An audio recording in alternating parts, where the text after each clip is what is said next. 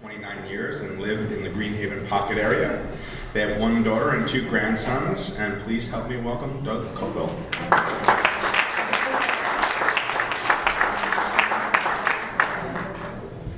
Well, thank you very much. Good afternoon. Thanks for inviting me. The introduction said 30 years. I don't know about if some of you can relate. In my industry experience, I'm sure with a lot of yours, experience counts, but lately I've been saying over 20 years and over 25 years. Maybe some of you can relate. So what I thought I'd do today is give you a little idea. I know you've seen what's been happening with the real estate market. I thought I'd tell you a little bit about what caused it, in my opinion, kind of where we're at now, what's going to happen, although none of us seem to have a crystal ball. But how many of you remember years ago, it seemed like there used to be a finance company on every corner, sometimes two, right across the street from each other.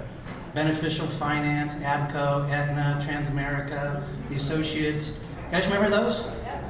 Yeah. We also used to have a lot of hard money organizations where you could invest in one of these companies. So if somebody couldn't go into a bank and get an A-paper loan, they could go down to the finance company, or they could go get a hard money loan if they had some equity in their house.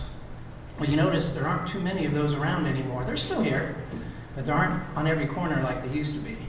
Why do you suppose that is? Well, I'm sure you remember, as it went, if you had a pulse and you could breathe, you could get a loan. And that's kind of what started. I mean, there's a lot of blame that could be passed around, but it got so easy. The pendulum kind of swung too far in one direction, where in actuality you could go and buy a house with no money down, very little qualifying. We're not going to check anything. Don't worry, we're not going to check anything. So it kind of made it real easy to lie. They call them liar loans. So what did that do? Well, that kind of heated up the real estate market a little bit. And it's funny, my wife and I, we bought the house we're in now in 2000. And I told my wife, we're buying right at the peak of the market. Because remember, it used to be 10-year cycles. Well, just when Doug figured out it was 10-year cycles, it wasn't 10-year cycles anymore. And it seemed like that's when it should hit. Well, it didn't matter to us because we tend to live in our houses a long time. The last one we lived in 19 years. It didn't matter to us. It's our home. It doesn't, it went down a little bit in value. It didn't matter that much as long as we could afford the payment. And, but who knew? I mean, it's like it just kept going and kept going and kept going. And I said, well, it's a world economy. I must not understand the world economy. Who does now? We haven't been in one too long. But then it just kind of kept going and kept going. And I can remember telling some of my colleagues, I said, boy, this is really getting bad. And they're like, what, do you want it to go back the way it was before, when it was just, the market was horrible? I go, no, that's just it. I don't want it to go back the way it was. Sacramento's always seemed to have this, we're skyrocketing up and skyrocketing down. It doesn't seem like it's ever been a nice, steady climb. And the fear is anytime it does go like that, that's what's going to happen afterwards. So, having been through it a few times, I didn't want that to happen, and it sure seemed like it was going to. But right around 2005, they were saying, well, the economy still is doing halfway decent, so why would the real estate market tank when the economy's doing so good? Well, these are just weird times. And we have, because of financing made so easy, it kind of got to where it really heated up the real estate values way more than that it could be, stabilized with. And it really heated up the lower priced homes. Now, if you want to talk about affordable, we had homes in some of the most affordable areas in Sacramento, Oak Park, Del Paso Heights, selling for $400,000. I'm sorry, that's not affordable. And it started to drop off. Some of us were going, oh my gosh, and why would somebody buy a house there for that price when a lot of times they might get a better house in a better area for less price? But it really did heat up the lower end. And when you had so many people selling their homes so easily, it really heated up the higher end too, because there was a lot of move-up buyers at that time. But it started to drop off in 2005. As realtors, we saw it. We saw sales were dropping off, and people just plain could not afford to buy a house anymore. And yet they were saying, so sales started to drop off, yet they were saying that values are still going. Well, you know, we follow the median line, you know, same prices sell above, so many houses sell above the line, so many houses sell below the line. What really was happening is we had a whole bunch of houses still selling above the line. The market didn't hit the higher priced houses. It hit the lower priced houses first and hardest. So we had more houses selling above the line, so that made the line go up, so it made it look like we were still having values going up. So economists were saying values are still going up. Well, they weren't. And then a lot of the economists said, well, this is going to be a soft landing. Whoa, that's the hardest darn crash I think I've ever seen. Well, it is the hardest I've ever seen. So we started seeing just plummeting values. And a lot of people are losing their homes. And you know, when the market was going up really strong, what was happening? We had a real estate agent on every corner, along with what used to be the finance company, I guess. So we had a real estate agent on every corner. We had a mortgage company on every corner. We had a title company on every corner. And then, you know, it just kept on going to the Home Depots and the furniture stores, and life was good. People, their houses were going up $100,000 a year, and they could pull cash out and buy boats and cars. The economy was just booming. But again, that couldn't stabilize. So we started seeing the lower end really drop. And so you want to talk, we were talking about Oak Park and Del Paso. I sold a house that originally sold in 2006 in Oak Park for $356,000. The bank later sold it for $70,000. So you can see how much of a hit some of those areas had. Your core areas didn't get hit quite as hard. Carmichael, it's an older area, you know, downtown, Land Park, East Sac. Areas that really got hit besides the lower end were areas, new homes. If the house is going to go in foreclosure, it's usually going to be within the first 36 months under normal circumstances. So if you look at Natomas, Elk Grove, West Sacramento, just absolutely hammered. You would just drive down the streets and just see sign after sign after sign of bank-owned properties. So values kept coming down. In 2007, we had about 14 months worth of inventory on the market. What that means is if we didn't have any more houses hitting the market at that time, it would take, with the buyers that we had available, it would take us 14 months to sell all those houses. Okay, so that's not very good. That's way too much inventory and not enough buyers. So the values really between 2005 and 2008, most of 2007, just really went down so hard. In 2009, we had kind of a little surprise. It seemed like we had bottomed out. I think I'm even quoted in the B as saying, well, Sacramento was the first one to go down. We'll be the first one out. Boy, was I wrong then, too. So what we had was a period where values had gone down so much. A lot of the economy hadn't kicked in as bad as it is now. Interest rates were still good. And the government came out with tax programs to buy houses. That all happened at the same time when banks were starting to be pushed to do loan modifications and short sales. Loan modifications and short sales can be very long processes. And short sale, for some of you who don't know by now, short sales where you put your house on the market try to sell it for what you can get for it, but in actuality you owe way more than what it's worth. And after you find a buyer, then you go negotiate with the bank to try to take a short payoff. They should be called long sales, not short sales, because it's although they're getting better, it's not uncommon to see 6, 9, 12 months to get a short sale approved. There's a gentleman I talked to earlier who's got his approved in 2 weeks, so yahoo to you. But that's not the norm. So right at that time when the short sales and the loan modifications are going in, which are now long drawn-out processes, that actually started to create a shortage of housing.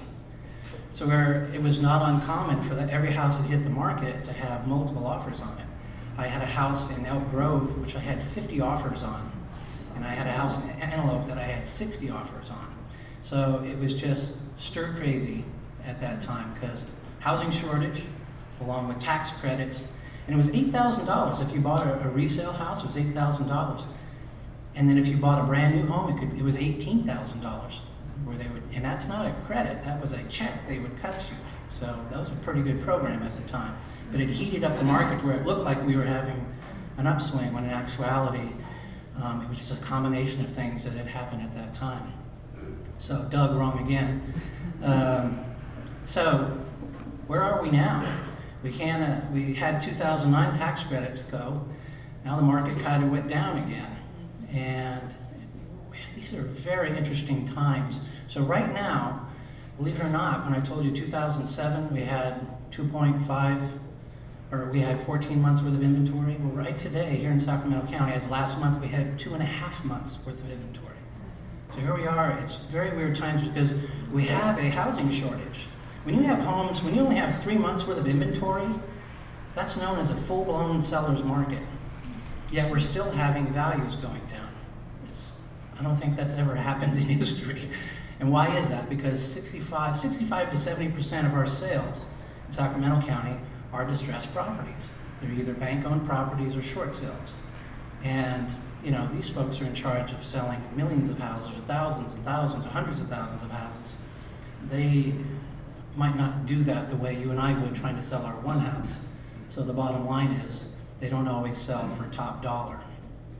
And you know, maybe there's a house that needs work, you and I might not go in and throw some carpet and paint on it, and a lot of times they don't do that. So, kind of strange times where we're at. So a lot of people ask, well, now is a good time, you know? Is now a good time to buy? You hear about double dipping and all that stuff. You know, I have it, when it comes to somebody's home, my home, if I lost everything today, first thing I would be thinking of, I lost my home and everything, the first thing I'd be thinking of, how soon, how can I get into a home again? Because this is my home. Yes, there's an investment piece of it, but it's a home. And place to raise my family, place to retire in, that's what people should think about a home. So yeah, of course I wouldn't want to buy in 2005 and sell in 2011 if I had the crystal ball. But at the same time, I think that's what people should think of, is, you know, think about it, look at your personal experience, where you're at right now. Is now a good time for you? And I can understand a lot of people might not feel real confident right now because the way the economy is. Sacramento, I think, is around 12% unemployment. We have, you know, the city and the county and the state all right here, all in financial trouble. I don't know if they're going to be laying off people. It sounds like it. So there's a lot of people that we're still going to have periods of time where people just aren't going to feel confident about buying. But if you do feel confident about buying, now might be a good time. I mean, look at the interest rates, 4.5% to 5.5%. You know, when I bought my first house, I was 22 years old, 16.75% variable. They don't have variables anymore, and I was in real estate when I was 21 years old. I was selling people homes with first mortgages of 19%. Amazing. I bought homes with credit cards because there wasn't much difference, you know. Just so to have 4.5 to 5.5 months worth of, or 4 to 5.5 interest rates is almost like free money if you think about it. So again, should you buy now? You know, again, I think if you want to think about real estate, you should be thinking about long term. You know, if you look, the market goes up, it goes down, it goes up, it goes down, and who knows where we're at? Are we here? Are we here? Are we here? I don't know. I really don't. But you know, as long as you're buying somewhere in the bottom and you're in for the long term, and interest rates at 4.5 to 5.5%, you know, now might be a good time for people. I personally am looking to buy some investment property myself. We also had a great deal of, you've probably read it in the paper, influx of investors. I mean, if you think about it, the bank, what are the banks doing now? They're paying like less than 0.5%. I'm sorry, you bankers. But less than half or less than 1% in many cases. The houses have come down so much, in a lot of cases, buying them and paying cash is actually a good return now. If you don't even think about appreciation, just hanging on to it for an investment purposes actually can make a lot of sense and actually have a pretty darn good return. So if you're an investor, how would you like to go back in time? And Sacramento, quite a few times throughout the past few decades, has been named one of the best places in the country to live and to own real estate for your home or an investment. So how would you like to go back in time and be able to buy homes of what they were selling for some areas 10 years ago, 20 years ago, what they were worth 30 years ago. I was just talking with Eric here that I sold some condos in Natomas area, South Natomas. They sold for $30,000 less than what they sold for brand new 30 years ago. So my gosh, the condos have really been hit. So we've also had a period of time where I think it's about 30% of the sales right now are cash, because people are pulling their cash out of places and saying, well, Sacramento might be a good place to do that. So, where are we going in the future? That's a very tough one. Again, I think people, if they feel confident enough, if we can get through our budget crisis, and people start to feel confident again, all the things that made Sacramento one of the best places to be are still here, and I'm glad to be here. So I'll open it up to some questions. Oh, I might want to say, Eric was telling me, Linda, Dan Carmichael, who founded Carmichael, was one of the first presidents of Sacramento Association of Realtors. So, any questions? Oh, everybody's got questions about real estate. No? Okay, folks, well, thanks for your time.